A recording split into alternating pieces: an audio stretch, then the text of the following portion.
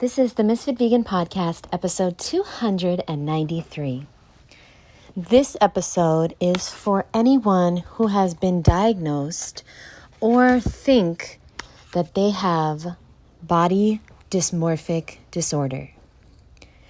It's not easy to talk about the things wrong with me. I know there's plenty wrong with you too, so that helps me in the process, but most people don't really talk about the things that are wrong with them, or the things that they have been told are wrong with them, because I have a feeling a lot of people are suffering from this, and either they don't know it or they've never been diagnosed.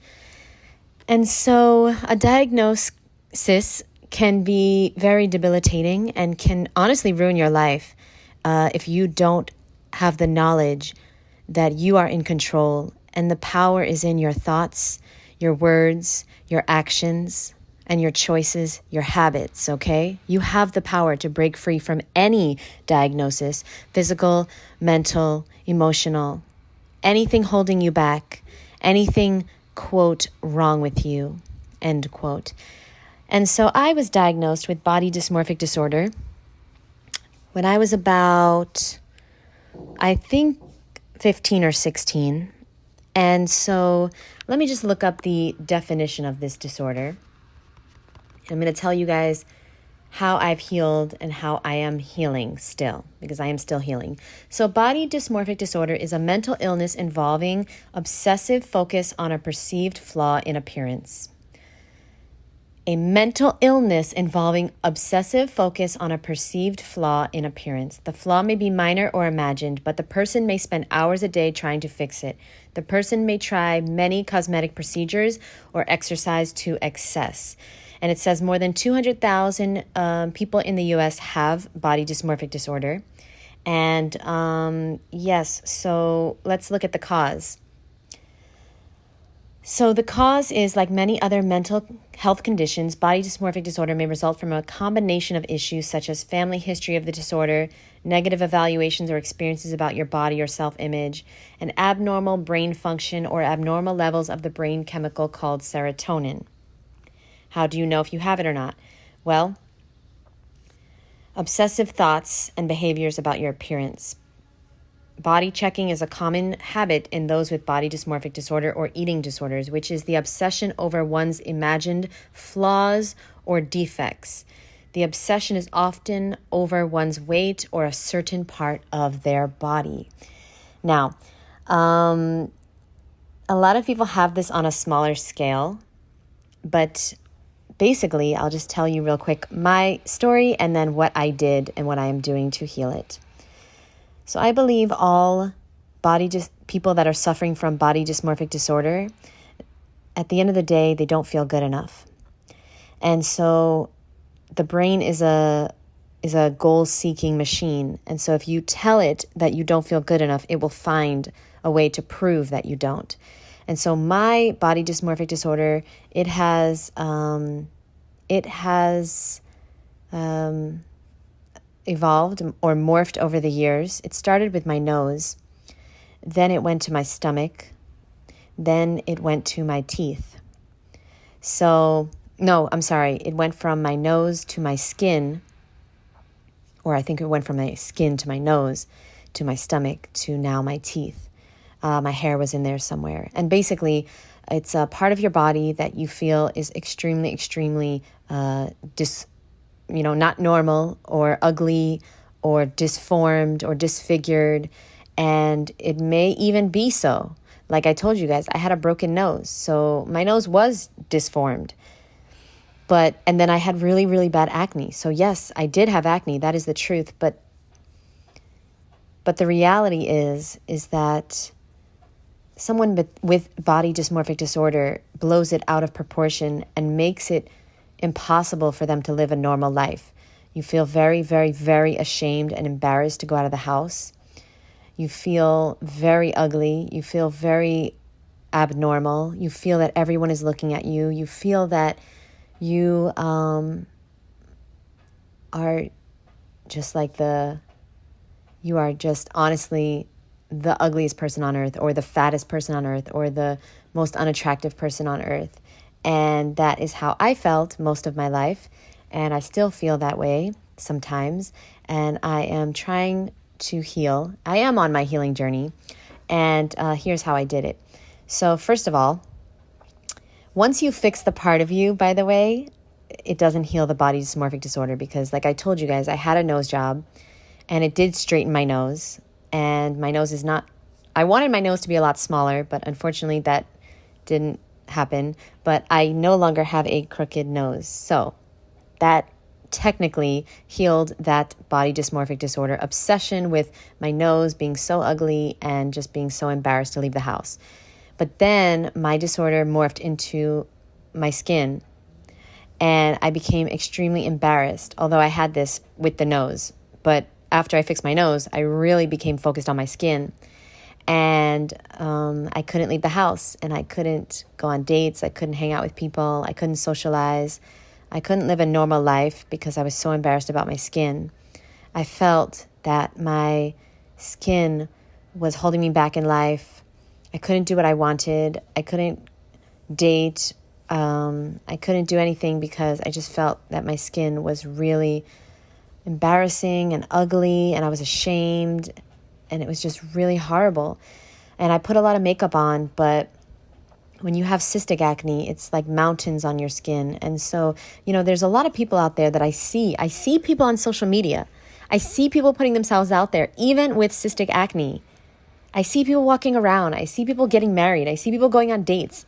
And I think to myself, wait, if I had the same exact skin, or theirs is even worse, I know people with even worse skin than mine. How is it possible that I felt that I was not good enough to even socialize or have a boyfriend or be out in the world or do the things that I wanted to do, take singing lessons, be in talent shows and do auditions for singing? How is this possible? And that is when I started to think about my diagnosis that I got when I was around 15 or 16. Because I was in just a severe state of depression because of my nose. And I just felt so depressed and embarrassed. And then I never did anything about it. And I saw a psychologist, but they never really helped me. They never helped. So I started, well, first of all, I cleared my skin. I cleared my skin completely. I never break out. People often comment on my skin and ask me what I do, ask me my beauty routine. A part of me still feels like I have really ugly skin, like I have acne. It's just, I suffered with it for so long, like 26 years, so that it became a big part of me. So when I cleared my skin, I didn't understand when people asked me. I thought they were making fun of me, actually, at the beginning. I thought people were making fun of me, like, what is your beauty routine? And I would be like, fuck you. I literally would say that to people because I thought I still had acne. And then I realized and I remembered, because, you don't walk around with a mirror. So I was like, oh, they're actually serious. Then when I cleared my skin, I started becoming extremely embarrassed about my hair. My hair was really, really thin. My hair was always falling out. That's mostly because I was dyeing it. So by the way, my hair has grown tremendously now. My roommate cannot believe it, actually. Alwa tells me every day how long my hair is and how she can't believe it, because I did not have this kind of hair my whole life.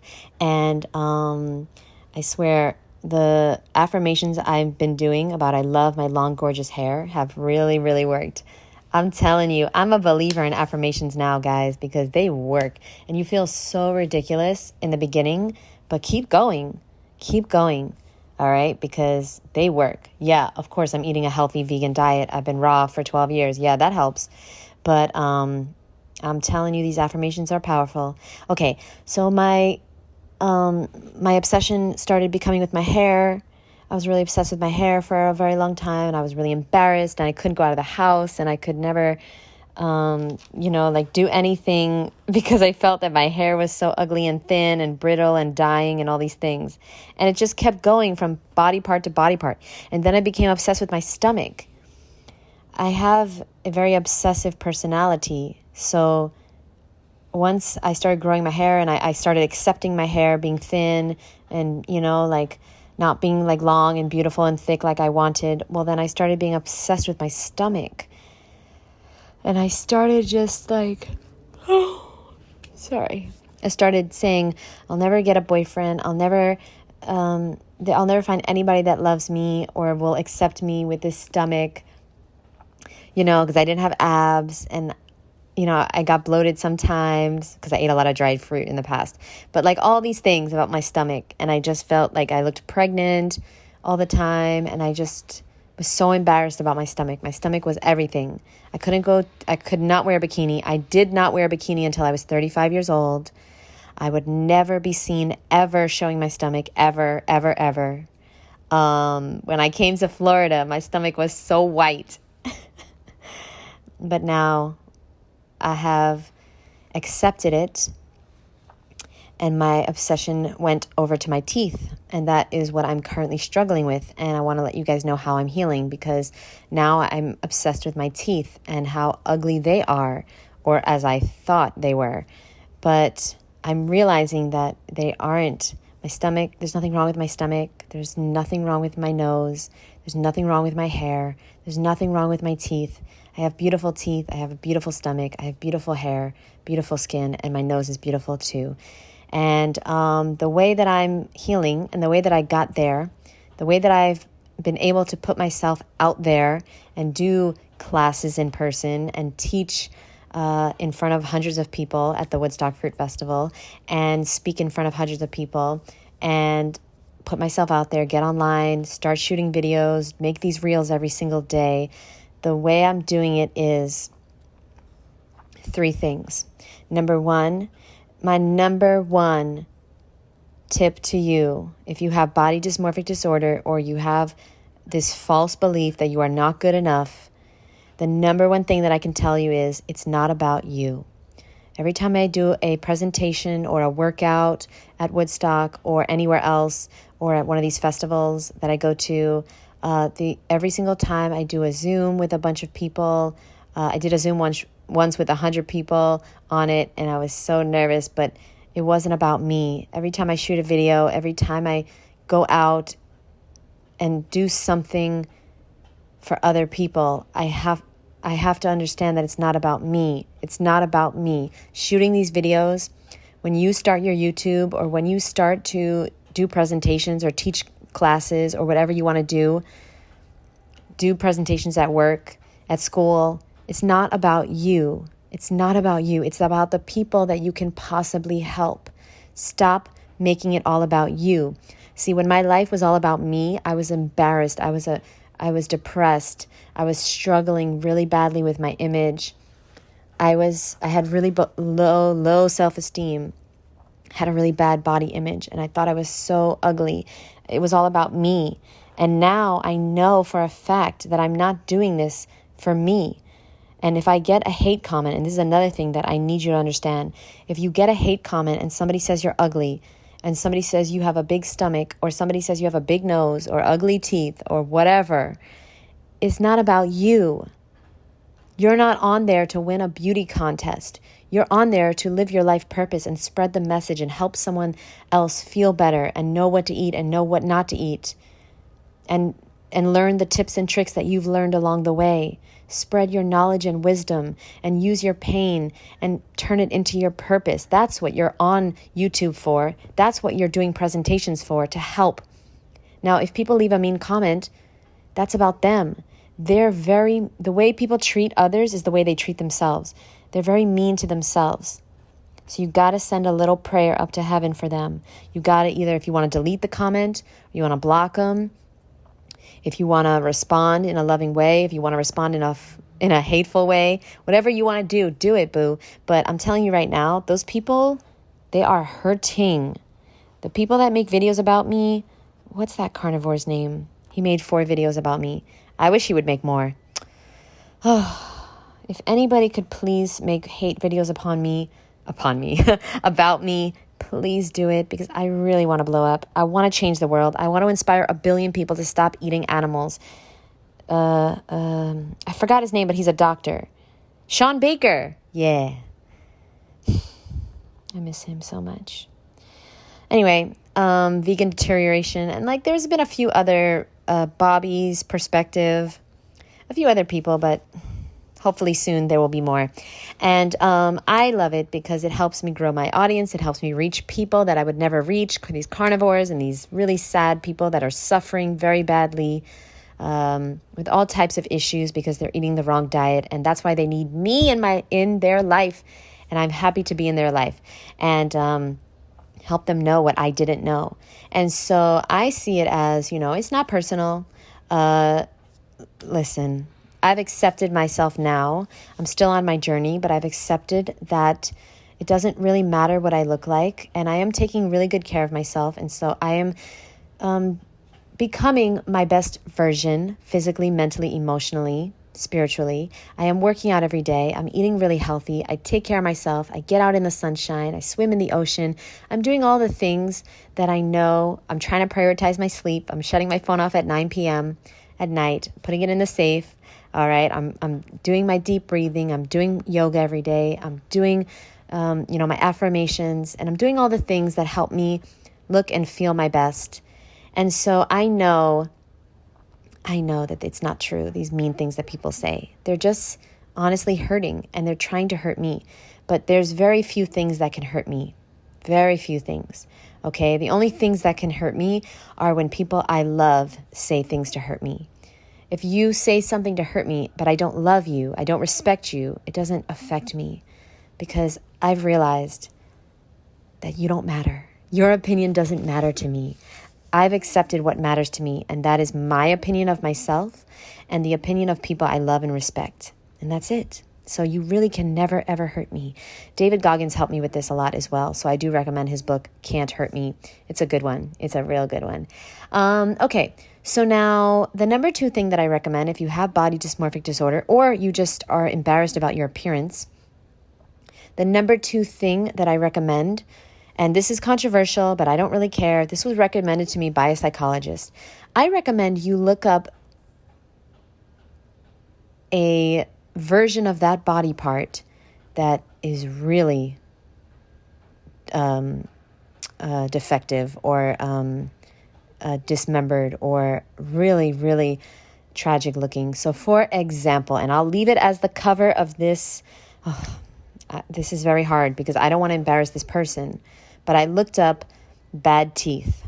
Okay. If you just Google bad teeth, you will see all types of teeth. And I feel really bad. I actually don't want to post that photo. Yeah, I'm not going to, because that's somebody's teeth, and I do feel really bad. But what I did was I saved a bunch of images of really bad, fucked up teeth. And I downloaded this app called Layout. And I put it next to mine, like a before and after, right? I actually put the teeth on the top, and I put my teeth on the bottom so that I could see them both at the same time.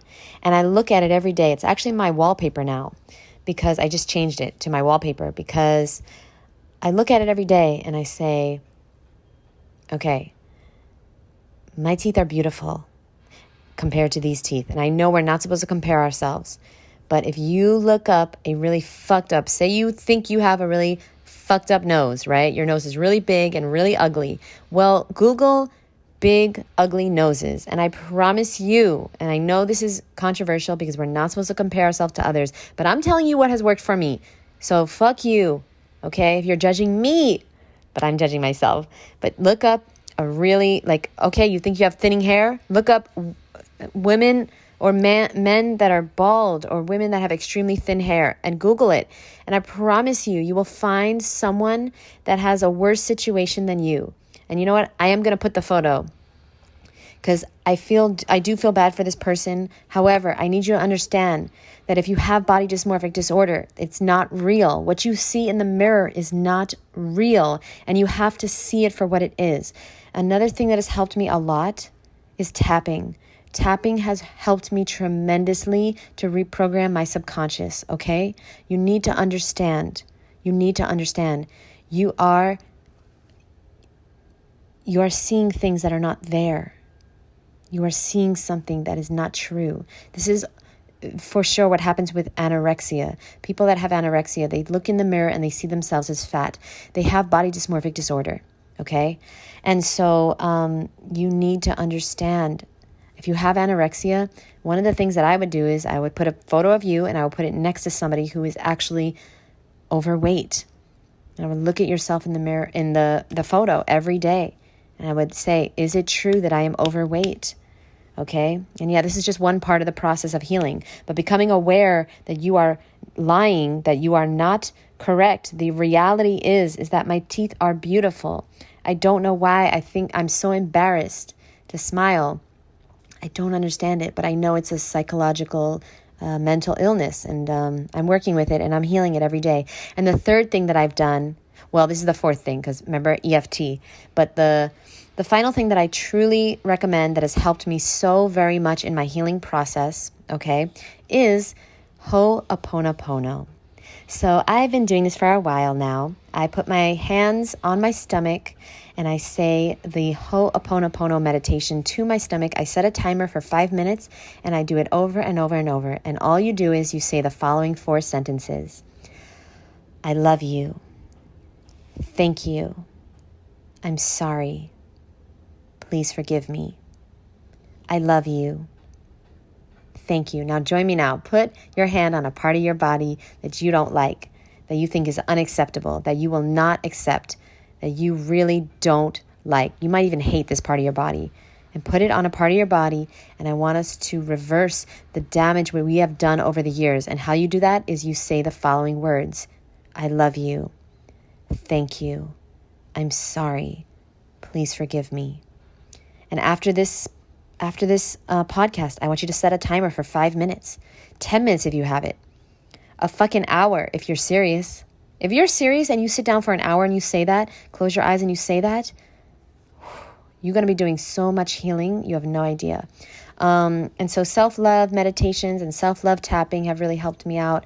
And then watching videos on YouTube, understanding what body dysmorphic disorder is, understanding that it's not real, that I've been, conditioning myself over the years, over and over and over again to hate a part of my body, saying it was so ugly, saying it was unacceptable, realizing that it's not true. And the reality is that I see things differently than other people see them. And so putting my hands on my jaws and saying that to my teeth have been really helping me. I also have, of course, affirmations like, I love and appreciate my beautiful teeth. Now, if you say that about a part of your body and it feels very, very strange and you do not like it, well, then I recommend you say something like, I am willing to love my beautiful teeth, or I am willing to release the hate towards my teeth, or I am willing to accept my teeth. I am willing. Okay, I'm willing really helped me in the process of my affirmations and my transformation mentally and physically and emotionally. And I can't even tell you, I can't tell you how much these 4 things have helped me over the years, to the point where now I can be on camera. And by the way, I would never allow anyone to take a photo of me ever until like 2016, 2017. It was really bad, guys. It was really, really bad. I was 32 until I started really accepting myself and putting myself out there and, losing the weight and clearing my skin and growing my hair and all these things didn't help. And I know for a fact, I want veneers. I really, really want veneers. And when I don't know if I'll get them, but I really want to. I want to look like all these beautiful people on the internet, all these fake raw vegans and stuff with their fake teeth. I want to look like them. But maybe I'll get them, maybe I won't. I don't know. But when I do get my veneers, I know that if I don't heal and I don't do the inner work and I don't love myself fully, love and accept and approve of myself exactly as I am, I won't be happy, and I'll just find another body part. I'll just find another part of my body that I hate. And so if that's you, every time because now, like I told you, I've moved on to my teeth. Since my hair has grown, since my stomach is much flatter, since my skin is clear, since my nose is not my focus anymore. But what will happen is I'll find another area of my body that I hate. And that's just how it works when you have this disorder. We have to work on our healing. We have to work on believing and convincing ourselves and brainwashing ourselves into knowing that we are enough. We are good enough. And I don't care what it takes. And I don't care If you feel stupid, when you look in the mirror and you say, I am enough. I am good enough. I love and approve of myself exactly as I am. You've got to say that to yourself, even if you don't mean it, even if you don't like the way you look, because the faster you love and approve of yourself, the faster you will change physically. I have seen it over the years. I have literally seen it with myself and with my friends and with my clients. The more times you say, I love you in the mirror, the faster you'll lose weight. Why don't you do an experiment and prove me wrong? Now, don't be going eating McDonald's now, okay? Don't be eating McDonald's and saying I love you. No, don't play yourself, boo. You got to get your ass on a healthy vegan diet. How do you do that? Well, you can take my course. It's $99. It'll change your life. It's called How to Be a Healthy Raw Vegan. You can click the link. I'll leave the link in the show notes, or go to my Instagram, but I'll leave the link here. Well, that'll help you a lot. But if you have body dysmorphic disorder, it don't matter how much you weigh. It don't matter how much you work out. It don't matter how beautiful you are. Because people tell me all the time. People were telling me for years that I was beautiful. I didn't believe them. I thought I was the ugliest person, and I thought they were just being nice to me. People told me for years that I was beautiful before I went online, and I never believed them. And now people tell me, and you know what? I started believing them. You know what? I am beautiful, and so are you. And so I need you to know that. I need you to know that we are all beautiful. We are all magnificent children of the universe. And if you don't think you're beautiful, ain't nobody going to. Ain't nobody going to. You got to know your worth. You got to know your value.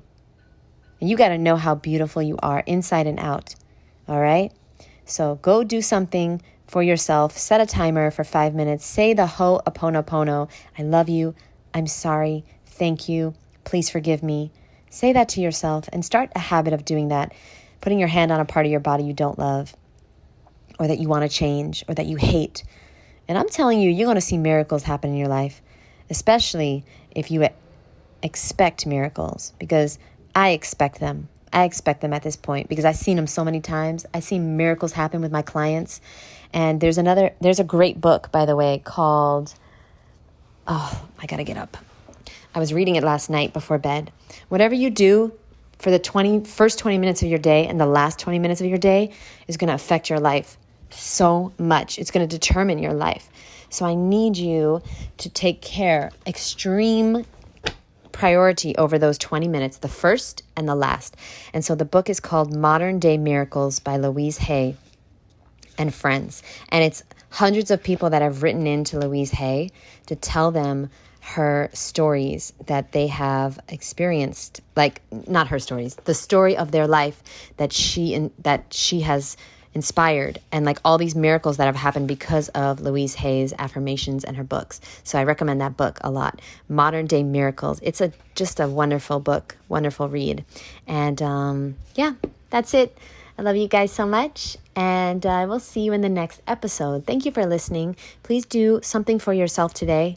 Please do something for yourself, because you got to prove that you love yourself. You've got to prove it. Your love is not the words you say. Okay, so yes, we are going to look in the mirror and we're going to say, I love you, I love you, I love you. And we're going to do the ho'oponopono meditation, and we're going to start speaking nicely to ourselves. But the point of that is to help us take the actions that prove that we love ourselves. So it starts with the words, and then we move into actions. Because if we don't think we're worthy and deserving of love, then we won't do the things to prove that we are, that we do love ourselves. Love is not the words you say. It's the work you are willing to put in. Think about a relationship. Somebody could say they love you all day long, but if they're treating you like shit, if they're cheating on you, if they're not being nice to you, if they're not being kind to you, if they're not doing things for you, if they're not sacrificing for you, putting in the work in the relationship for you, then they don't love you. The words mean nothing. Words are who you want to be. Actions are who you really are. So it starts with saying I love you and convincing yourself that you love yourself and you're willing, and then you're going to be actually willing to put in the work. All right? Step by step, we are going to change. Change is actually one of the hardest things on earth, but it is constant. The only constant in life is change. So you're either going to change for the better or the worse. You're going to change for the better if you put in the work. You're going to change for the worst if you do nothing. If you take it easy now, you're going to have a hard future. If you are hard on yourself now, life will be easy on you in the future. Don't forget that. I love you guys. I'll see you soon. Bye, my boo.